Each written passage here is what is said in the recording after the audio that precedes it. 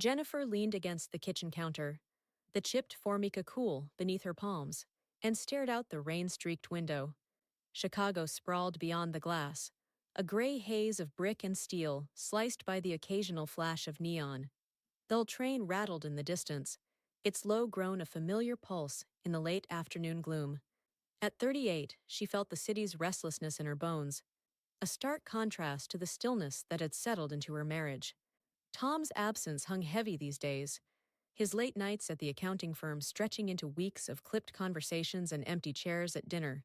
She adjusted the hem of her short t-shirt, the fabric snug against her skin, and sighed. Yoga had kept her body lithe, her arms firm, and her waist defined, but it couldn't mend the widening rift between them. The apartment was a mess. Dishes piled in the sink, a scattering of mail on the table, and Ryan wasn't helping. Tom's son from his first marriage, now 21 and lanky with a perpetual shadow of stubble, moved through the space like a storm cloud. He'd been holed up in his room for days, buried in architecture textbooks and half-finished sketches. Jennifer caught the clatter of his footsteps now, emerging from the hall, and turned just as he tossed a crumpled $20 bill onto the counter. It skidded to a stop near her hand, the edges worn and soft. "For you," he muttered, his voice low, eyes barely meeting hers. "Clean my room. It's a wreck." She raised an eyebrow, a smirk tugging at her lips. "What? I'm your maid now?"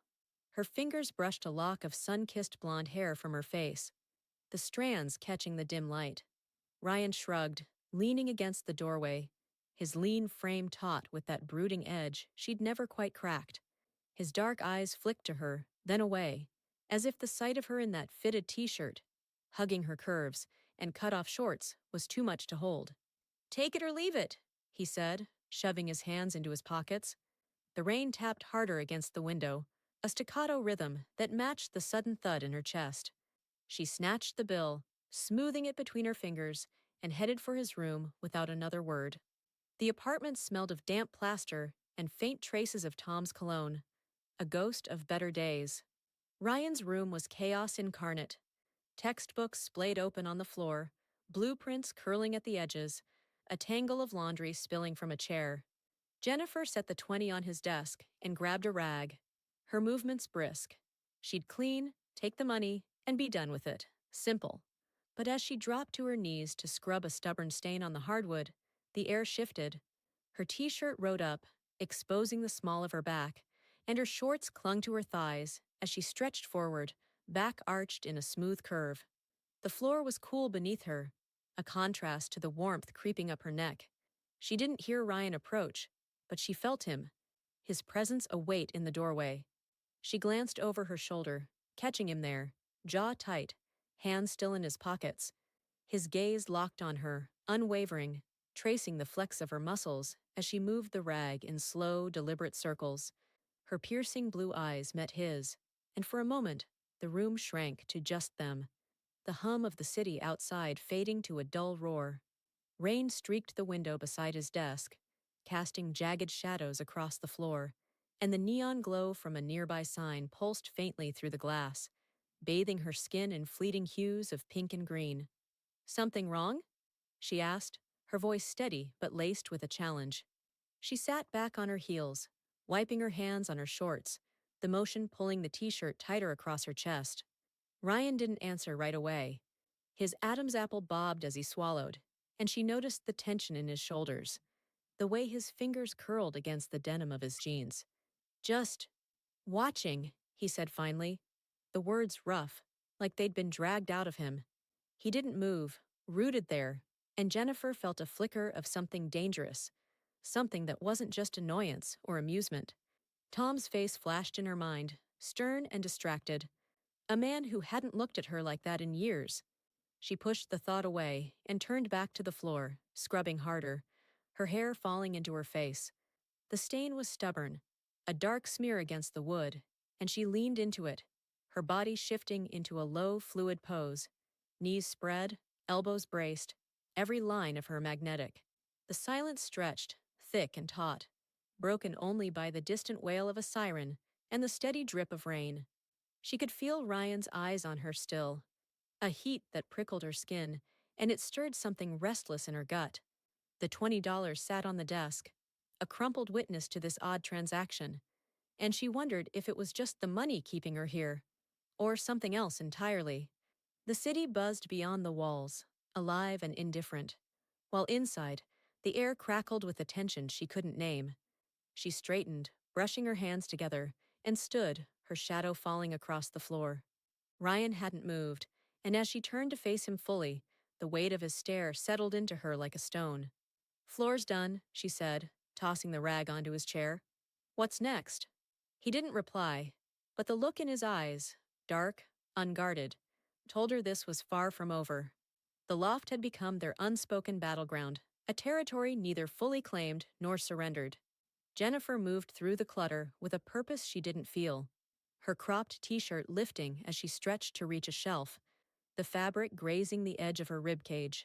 Her skin glowed faintly under the loft's dim light, a single bulb dangling from a cord, casting jagged shadows across the hardwood. The air was heavy with the scent of ink and turpentine, a sharp tang that clung to her lungs. Javier's world surrounded her, sketches pinned to the walls, their edges curling, a desk strewn with pencils and half-empty coffee cups, a rug littered with paint flecks. She'd taken his money days ago, a casual agreement to tidy the chaos, but now each step felt like trespassing. Outside, Brooklyn sprawled in restless glory. Graffiti streaked the brick facades across the street, bold slashes of color bleeding into the night. Bar lights flickered in the distance, their neon hum a faint counterpoint to the river's glow beyond the rooftops. The brownstone sat nestled in this urban tapestry, its windows open to the warm breeze, carrying snatches of laughter and the low rumble of a passing train. Inside, though, the tension was its own beast, coiling tighter with every glance, every brush of proximity. Javier hovered near the stairs, his presence a quiet dare. He hadn't said much since she'd started, just watched. His lean frame slouched against the railing, tattooed arms crossed. She felt the weight of his stare, electric and unyielding, cutting through the haze of Daniel's cold distance. Her husband's absence was a constant now, a void she'd filled with routine. Work, home, repeat. But Javier's attention pierced that armor, her fingers smudged with ink as she handled his sketches, the black streaks a mark of their blurring lines. She paused over one, a jagged cityscape, all sharp angles and shadowed corners, and wondered if he saw her the same way. Something beautiful, something broken. She bent to stack a pile of books, their spines cracked and worn, and the air shifted. Javier stepped closer, his boots soft against the floor, and her pulse leapt as his shadow fell across her. She straightened, turning just as his hand grazed her waist. A fleeting touch, warm through the thin fabric of her t-shirt. Her breath caught, eyes locking with his, dark and unguarded. The space between them shrank to nothing, the loft's clutter fading into a blur. In a stolen moment, they collided. Bodies pressed, breaths uneven, her t-shirt twisting in his grip as his fingers tightened against her side. The rush of the forbidden surged through her, a wildfire she couldn't douse, her heart hammering against her ribs. His scent, ink, sweat, a hint of smoke, filled her senses, and for a fleeting second, she let herself fall into it. Then guilt crashed in, cold and relentless. She pulled back, her hands trembling as she disentangled herself, the twisted hem of her t-shirt falling back into place. Javier's chest rose and fell, his gaze still fixed on her, but she couldn't meet it. "This. We can't," she whispered, the words ragged, barely audible over the distant hum of the city. She stepped away, her sneakers scuffing the floor, and grabbed the rag she'd left on the desk, clutching it like a lifeline. The ink on her fingers felt like a brand now, a stain she couldn't scrub away. The brownstone held its breath, the walls seeming to lean in, heavy with their secret. Jennifer moved to the window, pushing it wider, letting the night air flood the room. It carried the faint clang of a dumpster lid, the murmur of voices from the street below, a reminder of the world beyond this fragile bubble. She pressed her palms to the sill, her skin still tingling where he'd touched her, and stared out at the river's distant shimmer. Javier hadn't moved. his silhouette a dark outline against the loft's chaos, and she knew he was waiting, waiting for her to turn, to speak, to decide. She didn't. Instead, she picked up a sketch pad, its edges smudged and soft, and began sorting again, her movements mechanical. The tension lingered, thick and unspoken, threading through the air like the ink that stained her hands. Daniel would be home soon, or maybe he wouldn't, and the thought twisted in her gut, a dull ache beside the sharper sting of what had just happened. The city pulsed on, indifferent to the war within these walls, and Jennifer wondered how long they could dance on this edge before it all unraveled. The books were stacked now, the desk cleared, but the loft felt no less cluttered. Its mess had shifted, burrowed deeper, into the space between them. She glanced at Javier, his jaw tight, his eyes still tracing her, and felt the pull again, fierce and dangerous.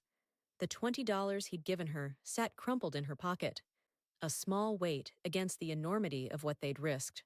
The brownstone creaked, settling into the night, and she knew this was only the beginning, a secret poised to fracture everything.